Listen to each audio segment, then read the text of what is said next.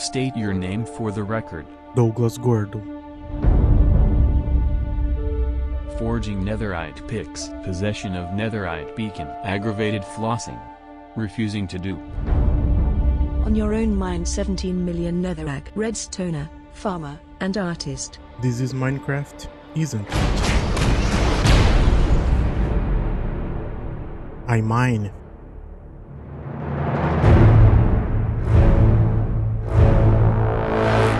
We have a mission for you. A major elemental is imminent. We need you to mine a perimeter to contain it. Is that clear? Yes, sir.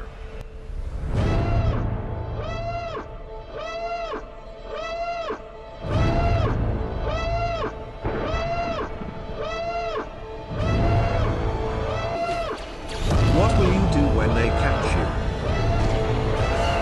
What will you do if they dupe you? If you continue to mine.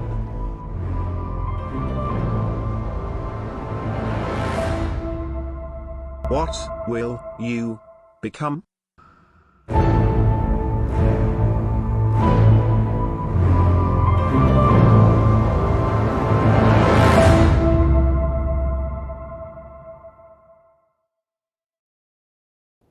Oh, hello everyone. What was that? I just had a dream I was in a Star Wars trailer. How is everyone doing? So, yeah, anyways, today I built another elemental. Ta-da! The Tetrither. It's a wither with all the 4 elements. And inside each head we have a surprise. In the air one we have chokers. In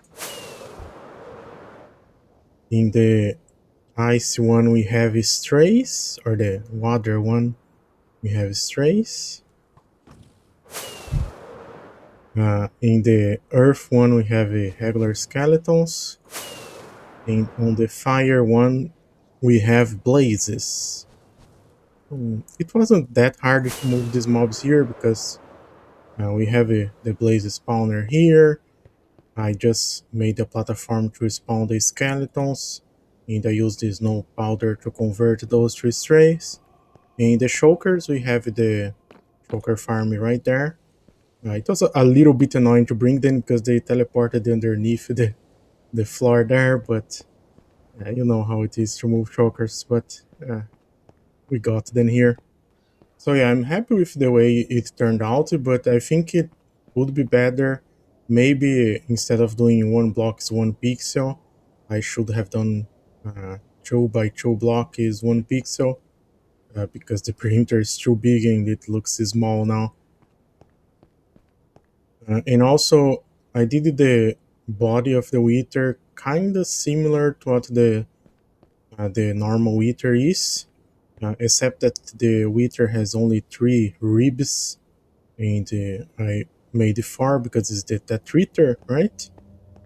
And of course that arm there is a little bit bigger because it's 4 heads instead of 3. And I did the heads like this with these details here to look more like they are attached to the body, because they were looking really weird without that. And the fire one I made it even more like that to look like it's melting. Oh, one fun thing that happened is when I was moving the blazes here, I made a rail here from the spawner. See the spawner here? Yeah, from this spawner to there. And yeah, the blazes shot the body of the wither. And I didn't know that coal blocks burn like wood blocks or leaves when they get on fire. I mean, it makes sense, right? You can also use them as fuel, so it makes sense they burn. And yeah, I lost like 5 stacks of coal blocks, had to replace. Not a problem, we are literally sitting on a coal farm here. Oh, and the farm is working, as you can see. It's actually off now. but I have been using it a little bit. Now we got some coal and some bones here, some wither skeleton skulls, and yeah, I just did this storage here, and I will have to redo. Well, not too soon, I guess, because the update will take a while. It's probably gonna be middle of the next year. But when we get the crafter or the auto crafter, of course, I'm gonna craft the coals into coal blocks and the bone is into bone meal, then into bone blocks. Because that's what I do with that anyways. And here we have our lore book. Looks like the Wither is wearing a turtleneck. Kind of funny. So yeah, the Emperor Tetrither, the only elemental capable of harnessing all four elements. His immense power scared so much the other elementals, they ordered that a prison had to be made to contain Tetrither. So yeah, the lore is that the perimeter is actually a prison. Maybe you can think of the rods as like energy bars that keep that creature inside here, so it can't escape. And maybe these fog effects here is that creature shooting, trying to escape, and making some cracks on the ground here. Lore. And of course, I did the other stuff in this wiki. This wasn't all I did. But I will show that next episode because today I want to talk about the Minecraft Live. So the mob vote, we got the armadillo winning. I have said in a few episodes ago that I would vote for the crab, but honestly, I don't really care about any of the mobs adding is good for us, I guess. But let's start preparing and get some dogs. Oh, there we go. We have a dog already. Yeah, gotta prepare for the armadillo armor. I think what we have to understand is that there is a lot of people that play Minecraft. This is the most popular game in the world. Uh, and of course, see people play it differently. Some people like to mine, some people like to pet the dogs, some people like to build. Yeah, there's a lot of different styles. And my style is I like to mine and I will keep playing Minecraft even if they stop updating. So that means they don't do the updates for me. Yeah, because uh, like honestly, there is not anything I really want in an update. I mean, it would be great to get double uh, size in their chest, like in their chest with 54 slots. But it's just kind of improvements. But whatever we get on the updates are always great for me. Yeah, but what I mean is like I will keep playing Minecraft even if there's no updates. So obvious I'm not the target audience for the updates, right? They will update the game for people that just play the game when there is a new update and then they uh, stop playing after a month and go back to Fortnite or whatever is the cool game people are playing. And another thing they added or that they showed they will add in the update is the trial chambers that are generated kind of like woodland mansions where each one is different, have different rooms. At least that's how I understood. And yeah, I think it's a cool concept. Yeah, and there will be some new mobs. There is a breezy, right? I don't know if there's gonna be anything else.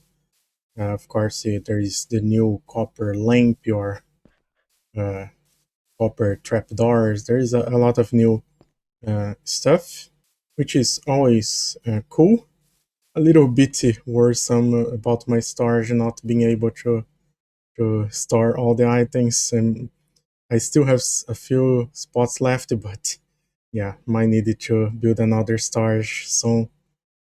Actually, I will probably build another storage anyways because of the crafter. That was a great surprise. I know I sometimes joke about how people don't mine in Minecraft anymore, and now we are not gonna even craft in Minecraft anymore. But the crafter is actually a really good thing, especially for stuff like this. For example, that's a iron farm.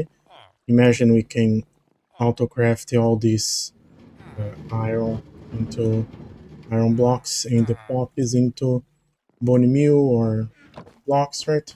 That would be a great addition.